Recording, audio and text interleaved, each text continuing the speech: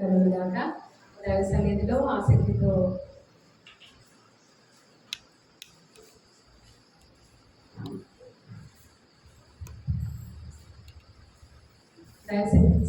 ఆసక్తితో కూడి వచ్చిన మీ అందరికీ యేసయ్య నామములో శుభవందనాలు తెలియజేస్తున్నాను. మహోన్నతుడైన దేవుడు అద్భుతమైన దినాన్ని మనకు అనుగ్రహించినందుకు దేవునికి మహిమ కలుగుగాక.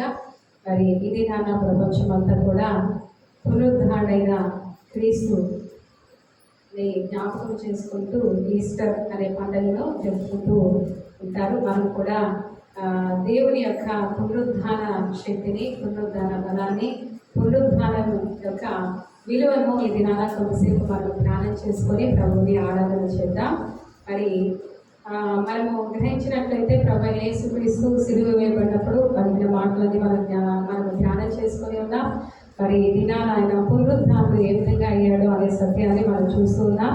ఈ లూకా సువార్తలో మనం చదువుకున్నాం కదా, 24వ అధ్యాయం 1వ వచనంలో ఆదివారంగా తెల్లవారుచుండగా స్త్రీలు తాము సిద్ధపరిచిన సుగంధ ద్రవ్యం తీసుకొని సమాధి ఎదురు వచ్చి సమాధి ముందర ఉండిన రాయి దొరికిపడ్డ చూచి లోపలికి వెళ్ళేది, కానీ ప్రభువైన యేసు దేహం వారికి కనబడలేదు. ఇక్కడ మనం చూస్తున్నాం ఈ మాట. మరి ఈ యొక్క సన్నివేశము అన్ని సువార్తల్లో కూడా రాయబడి ఉంది. మరి యోహాను సువార్త 20వ అధ్యాయంలో మనం చూస్తాము. అలాగే మత్తయి సువార్త 27వ అధ్యాయంలో మనం చూస్తాము. ఈ అధ్యాయాల 28వ అధ్యాయంలో మనం చూస్తాము. అయితే ప్రభువైన యేసుక్రీస్తు మరణించి పాతిపెట్టబడిన తర్వాత అయితే ఆయన సజీవంగా ఉన్నప్పుడే జరగబోయే విషయాలన్నింటినీ కూడా ఆయన శిష్యులకు వివరంగా తెలియపరిచిన సంగతి మనకు తెలుసు. ఎన్నో సందర్భాల్లో ప్రభువు ప్రతిదీ కూడా జరగబోయే విషయాన్ని ఆయన శిలువబారానికి అప్పగింపబడతాడని, ఆ తర్వాత పునరుద్ధరణ అవుతాడనే సత్యాన్ని బయలుపరిచారు. కానీ వారికి మరి ఆ సమయంలో జ్ఞాపకం లేదు. అక్కడ ఉన్న పరిస్థితులకి వారు చెదిరిపోయారు, భయపడిపోయారు, ఎక్కడ వాళ్ళు అక్కడ ఉన్నారు. కానీ వీరు కూడా యేసు దేహానికి సుగంధ ద్రవ్యాలు పొందామని కొంతమంది స్త్రీలు వేకుజామున వెళ్ళారంట. వెళితే అక్కడ వారికి ఏం కనిపించలేదు, యేసు దేహం కనపడలేదు. కంగారు పడిపోయారు, ఎవరో తీసుకెళ్ళిపోయారు, రోమ సైనికులు తీసుకెళ్ళిపోయారు అని అక్కడ దొర్లింపబడి అక్కడ ముద్ర వేసిన, అక్కడ మనకు తెలుసు యూదుల యొక్క సమాధులు ఒక కేవ్ లాగా గుహలాగా ఉంటాయి, దాని మీద రాయి ఉంటుంది, అది దొర్లింపబడి ఉంది. వాస్తవానికి యేసుప్రభు మీరు మత్తయి సువార్త 28వ అధ్యాయంలో చదివితే దానికి ఎంత కట్టుదిట్టాలు పెట్టారంటే, తర్వాత యేసుప్రభు బ్రతుకున్నప్పుడు ఇలా చెప్పాడని చెప్పేసి వీళ్ళ శిష్యులు దొంగదానం చేసుకెళ్ళి వేస్తే చెప్తాడేమో అని చెప్పేసి దానికి ముద్ర వేసి ఇద్దరు కాపులాగా పెట్టారు వాస్తవానికి. కానీ ఇంత జరిగినా కూడా ఇదంతా అంత భద్రత చేసి అంత ముద్ర వేసినా కూడా యేసు యొక్క పునరుద్ధాన బలాన్ని ఎవరు ఆపలేరు. కానీ ఎన్నో అద్భుతమైన కార్యాలు ప్రభువు పునరుద్ధానప్పుడు జరిగాయి. ప్రత్యేకంగా మనం చూస్తే మత్తయి సువార్తలు అనుకుంటాను 27వ అధ్యాయంలో 50వ వచనం నుండి మనం చదివితే,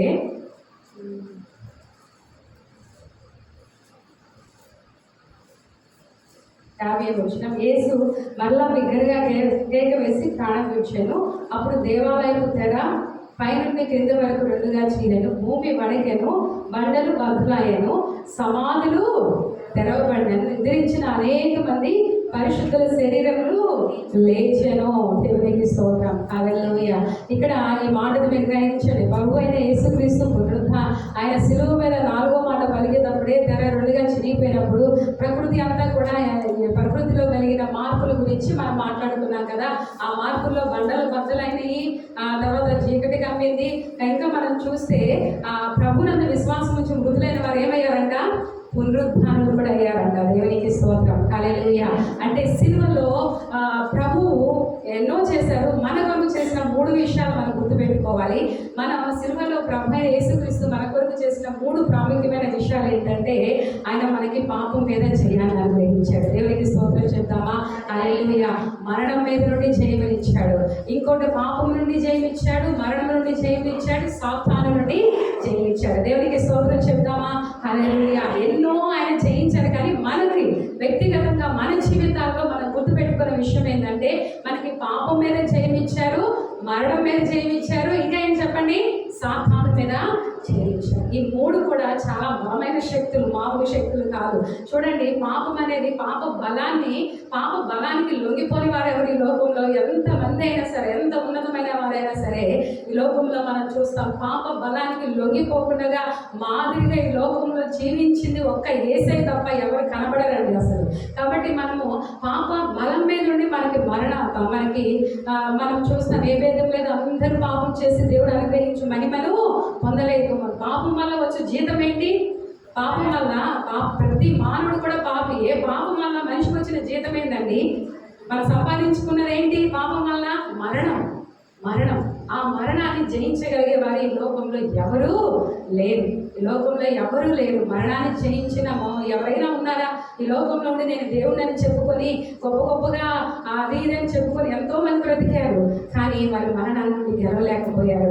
మనం మరణం మీద మనకి వేస్తే మనకు మరణం యొక్క ప్రతి మానవుడు కూడా మరణం అంటే నాకు భయం లేదన్న వాడు ఎవరు లేరు. చూడండి, అమ్మో మీరు వాస్తులు మానవుడు ఎందుకు ఎక్కువ పాటిస్తారు? ఇది ఇక్కడ ఉంటే మీకు ఇది కలిగింది, అది కలిగింది, నష్టం కలిగి చచ్చిపోతారని వెంటనే చేస్తూ ఉంటారు. ఎందుకంటే ప్రాణం అంటే అంత తీపి భయము కదా. మరణం అంటే భయపడిన వారి, కానీ దేవుడు మనకి మరణం మీద జయాన్ని అనుగ్రహించాడు సాతాను. ఎందుకంటే ఈ మరణాన్ని ఆయుధంగా, పాపం వల్ల వచ్చే జీతాన్ని మరణాన్ని ఆయుధంగా పెట్టుకొని అపవాది మనల్ని ఎప్పుడు ఆడిస్తూ ఉన్నాడు అనమాట. కానీ వాడి బలాలను కూడా దేవుడు మనకి ఏమి ఇచ్చాడు? కాబట్టి ఈ పునరుద్ధానం గురించి ఈ కొద్దిసేపు చెప్పడం కాదు, మీరు వినలేరు కూడా. దీని గురించి వివరంగా చెప్పాలంటే ఖచ్చితంగా ఈరోజు చదువు వచ్చిన వాళ్ళు లూకాసు సువార్త 24వ అధ్యాయము, అలాగే 1 కొరింథీ పత్రిక 15వ అధ్యాయం మీరు చదివితే మీకు స్పష్టమైన అర్థం తెలుస్తుంది అనమాట. అసలు పునరుద్ధాన బలం ఏంటి, ఎలా జరిగింది? పౌలు ఇదే ప్రశ్న, అసలు పునరుద్ధానం ఎలా కలిగిందనే ప్రశ్న కొరింథీయులకు వచ్చినప్పుడు ఒక అధ్యాయం మొత్తంలో దాని గురించి చక్కటి వివరణ ఇస్తాడు. కొన్ని వచనాలు మనము ఆ పత్రికలో నుండి చదువుకుందాం. 1 కొరింథీ పత్రిక 15వ అధ్యాయం తీద్దామండి. 1 కొరింథీ పత్రిక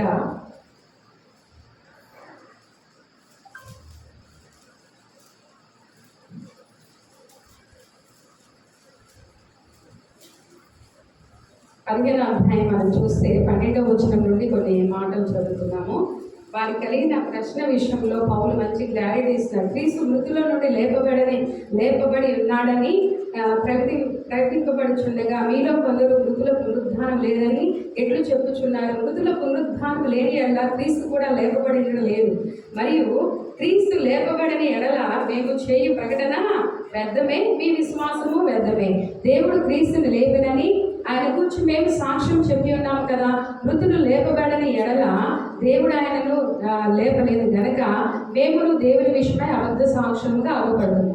మృతులు లేపబడిన ఎడల క్రీస్తు కూడా లేపబడలేదు. క్రీస్తు లేపబడిన ఎడల మీ విశ్వాసము వ్యర్థమే, మీరింకను మీ పాపంలోనే ఉన్నారు. అంతేకాదు క్రీస్తు నందు నిద్రించిన వారును నశించింది. మీ జీవిత కాలం మట్టుకే మనము క్రీస్తు నందు నిరీక్షణ గలవారమైన ఎడల మనుషులందరికీ కంటే దౌర్భాగ్యులమై అసలు పునరుద్ధానం లేకపోతే మన జీవితాలకు అర్థం లేదు. ఏమన్నాడంటే ఈ లోకంలో ఉన్న వాళ్ళందరూ కూడా ప్రతిరోజు తమ ఇష్టం వచ్చినట్లు జీవిస్తున్నారు, లోకంలో సుఖాలు అనుభవిస్తూ ఉన్నారు, లోకంలో మన సాతాను అనుచరులుగా, సాతాను యొక్క బిడలుగా బ్రతుకుతున్నారు. మనమైతే ప్రతిదినం కూడా సిలువను ఎత్తుకొని ప్రభు అనుజాలను నడుచుకుంటూ దేవుని మన నిరీక్షణ, క్రీస్తు మన కొరకు చనిపోయి తిరిగి లేచాడు, మనకి ఆయన రాజ్యంలో గొప్ప ఆధిక్యత అనుగ్రహిస్తే నిరీక్షణతో బ్రతుకుతున్నాం కదా. అందుకే పౌలు అంటాడు, అసలు పునరుద్ధానం లేకపోతే మనము ఈ లోకంలో బ్రతికిన వాళ్ళ కన్నా మరీ దౌర్బల్యం అవుతాం. ఎందుకంటే వాళ్ళన్నా ఈ లోకాన్ని ఆనందించారు, మనం ఈ లోకంలో నీతిమంతులుగా. అంటే ఆ పునరుద్ధానం గురించి వివరణ చాలా ఇస్తాడండి. అయితే మనకి ఎన్నో ఆలోచనలు కలుగుతాయి. ఇంకా కింద వచనాల్లో అంటున్నాడు, అయితే 35వ వచనం చెప్తున్నా, అయితే మృతులు ఎలాగో లేదు వారు ఎట్టి శరీరంతో ఒత్తురని ఒకడు అడుగున్నాం. ఓ అవివేకి, నీవు విత్తినది చచ్చితేనే కానీ బ్రతికింపబడు కదా. నీవు విత్తన దాన్ని చూడగా అది గోధుమ గింజ అయినా సరే, మరి ఏ గింజ అయినా సరే వడ్డీ గింజనే విత్తుచున్నావు, కానీ పుట్టబో శరీరం నువ్వు విత్తుటలేదు. ఇంకా ఆ వివరణ అంతా ఇస్తాడు. ఇంకా చూడండి 42వ వచనం చెప్తున్నాను, మృతుల పునరుద్ధానంలో అలాగే శరీరము ఎలా ఉంటుందంట? క్షయమైనదిగా విత్తబడి అక్షయమైనదిగా లేపబడును, ఘనహీనమైనదిగా విత్తబడి మహిమగలదిగా విత్తబడును, మహిమగలదిగా లేపబడును, బలహీనమైనదిగా విత్తబడి బలమైనదిగా లేపబడును. ప్రకృతి సంబంధమైన శరీరంగా విత్తబడి ఆత్మ సంబంధమైన శరీరంగా లేపబడును. ప్రకృతి సంబంధమైన శరీరం ఉన్నది కనుక ఆత్మ సంబంధమైన శరీరం కూడా ఉన్నది. ఇందు విషయమై ఆదాము మొదటి మనుషుడు జీవించి ప్రాణి ఆయను అని వ్రాయబడినది. కడబడి ఆదాము జీవింప చేయు ఆత్మ ఆయను. దేవునికి స్తోత్రం. మొదటి ఆదాము ఆయన తెలుసు. రెండవ ఆదాము ఎవరండి? యేసయ్య మనందరూ కూడా జీవింప చేయు ప్రాణిగా అయ్యాడు. ఆత్మ సంబంధం మొదట కలిగినది కాదు, ప్రకృతి సంబంధమైనది మొదట కలిగింది, తర్వాత ఆత్మ సంబంధం. మొదటి మనుషుడు భూ సంబంధమైన మంటి నుండి పుట్టినవాడు, రెండవ మనుషుడు పరలోకం నుండి వచ్చినవాడు. మంటి నుండి పుట్టినవాడు ఎట్టివాడో మంటి నుండి పుట్టినవాడు అట్టివాడు, పరలోక సంబంధి ఎట్టివాడో పరలోక సంబంధులు అట్టివారే. మరియు మనము మంటి నుండి పుట్టిన వారి పోలికను ధరించిన ప్రకారం పరలోక సంబంధి పోలికను ధరించము. దేవునికి స్తోత్రం. శారీరకంగా మనము ఆదాము నుండి వచ్చాము, కానీ క్రీస్తు తన రక్తమును చిందించి తిరిగి పునరుద్ధారణ అవటం వల్ల మనము ఏమయ్యామో చెప్పండి, మరలా ఆయన స్వరూపిలోకి పాల్గొందే అవకాశము దొరికిందనమాట. చివరికి ఇక్కడ చెప్తాడు 54వ వచనంలో, ఈ క్షయమైనది అక్షయతను ధరించినప్పుడు, ఈ మర్త్యమైనది అమర్త్యతను ధరించుకున్నప్పుడు విజయమందు మరణం ఏమైందట? రింగివేయబడనని రాయబడిన వాక్యము నెరవేరదు. ఓ మరణమా నీ విజయం ఎక్కడా? ఓ మరణమా నీ ముళ్ళు ఎక్కడా? మరణపు ముళ్ళు పాపము, పాపమునకున్న బలం ఏంటి? ధర్మశాస్త్రమే. ఆయనను మన ప్రభు అయిన యేసుక్రీస్తు మూలంగా మనకు జయం అనుగ్రహించిన దేవునికి స్తోత్రము కలుగును గాక. ఆమేన్.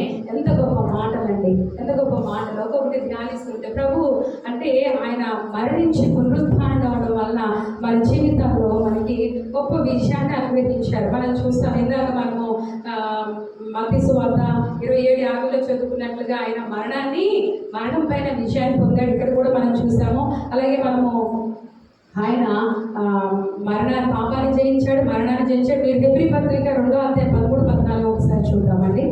హెబ్రీ పత్రిక 2వ అధ్యాయము 13-14 వచనాలు.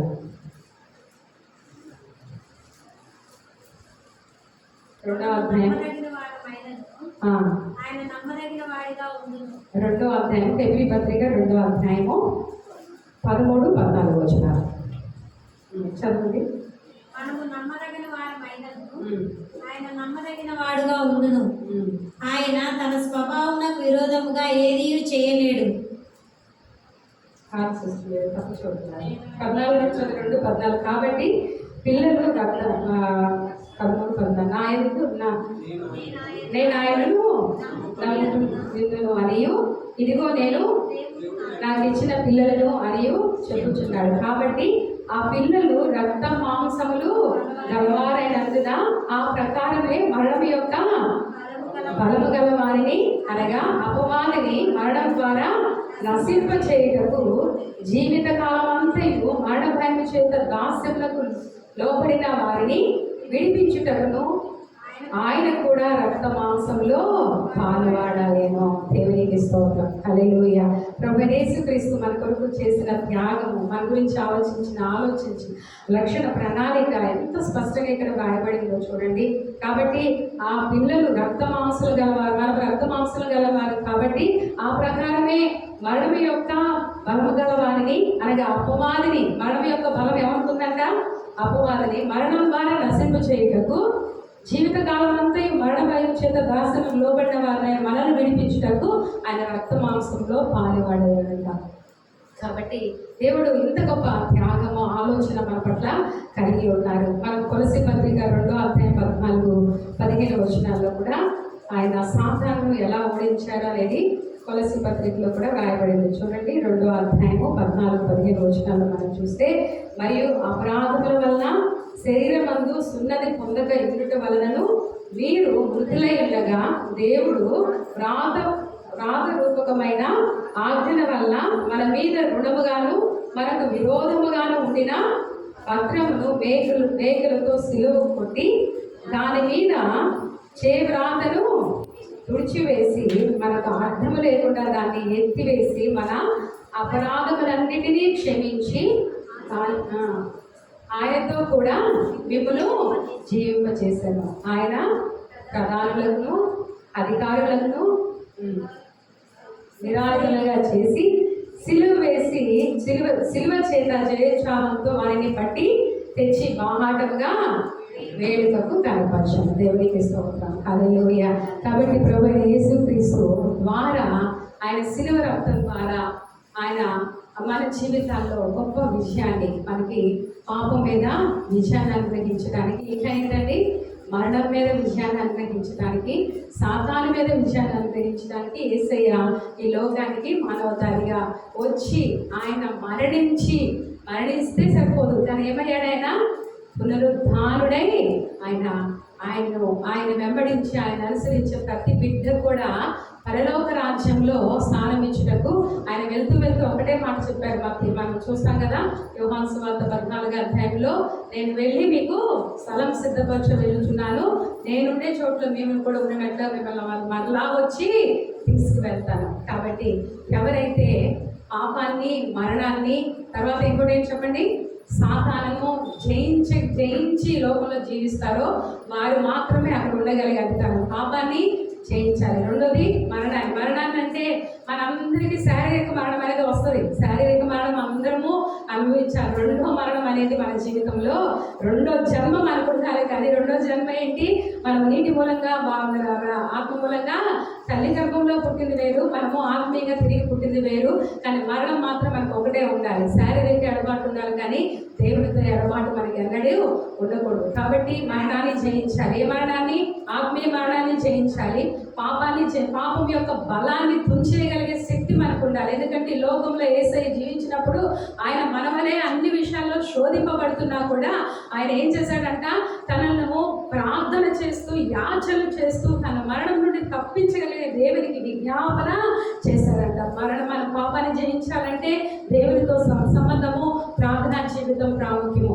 మరణాన్ని జయించాలంటే, మన ఆత్మీయ జీవితంలో చనిపోకుండా ఉండాలంటే ప్రతిరోజు దేవునితో సహవాసం కలిగి ఉండటం చాలా ప్రాముఖ్యం. సాతాన్ని జయించుటకు మనకి దేవుని యందు భయభక్తులు కలిగిన జీవితము, లేఖనాల గురించిన అనుభవము, వివేకము కలిగిన దైవభక్తి మనకు ఉంటేనే అపవాది కుయుక్తుల నుండి మనం తప్పించబడి వారిని జయించగలుగుతాం. కాబట్టి ఈ 3 జయించి ఆయన మనకి గొప్ప మార్గం ఏర్పాటు చేశాడు.